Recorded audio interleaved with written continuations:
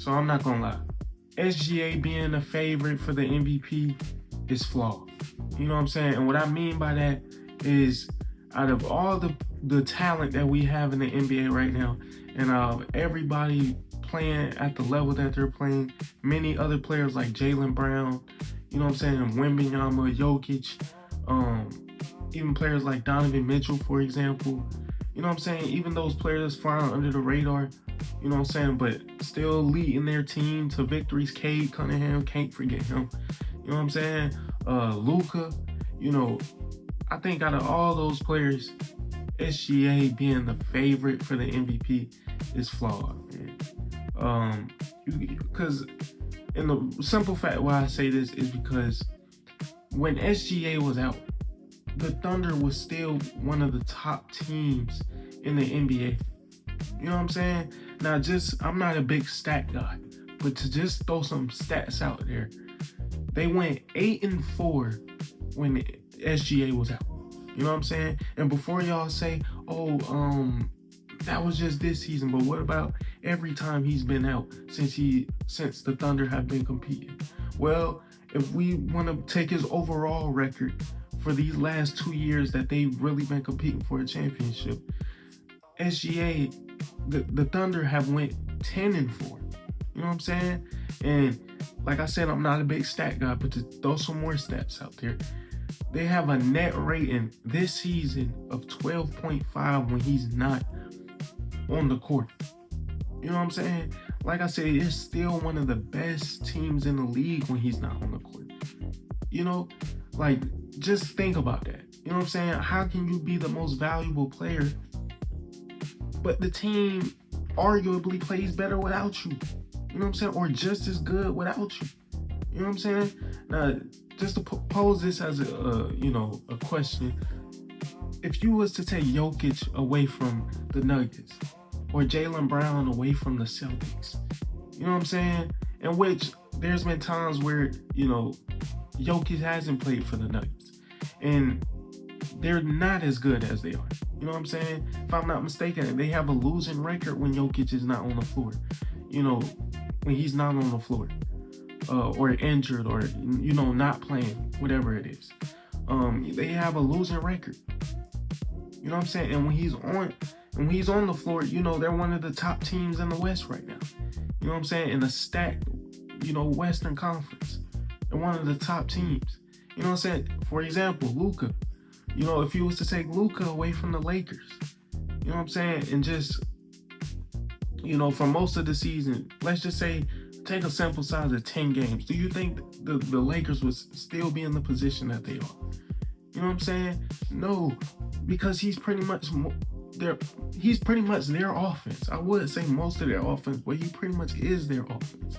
Without him, this team wouldn't even be in playoff conversations. You know what I'm saying? Same thing with Jaylen Brown. If Jaylen Brown wasn't on the Celtics, or if Jaylen Brown, you know, missed, you know, a large sum of time, do you think the Celtics will still be as dominant as they are?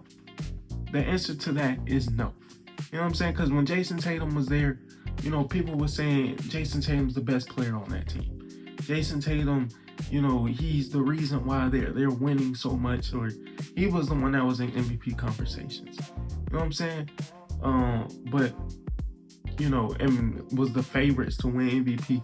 But now Jaylen Brown is putting up the same amount of numbers. You know what I'm saying? Putting his team on his back pretty much this whole season, and he's can't even crack top 3 in MVP, you know, voting. You know what I'm saying? Same thing with Cade. Now there was a little time where Cade did lead, you know, the NBA MVP voting, but it wasn't. He should still be top 3. You know what I'm saying? Oh, in fact, I think he should still be the leader in the MVP conversation.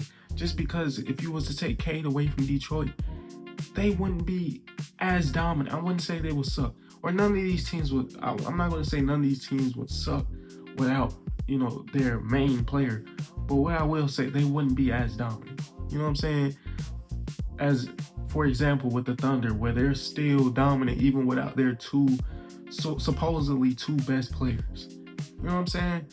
So, like, if you just take the words most valuable player, you know what I'm saying, and you look at this situation with Shea, it's just not matching up.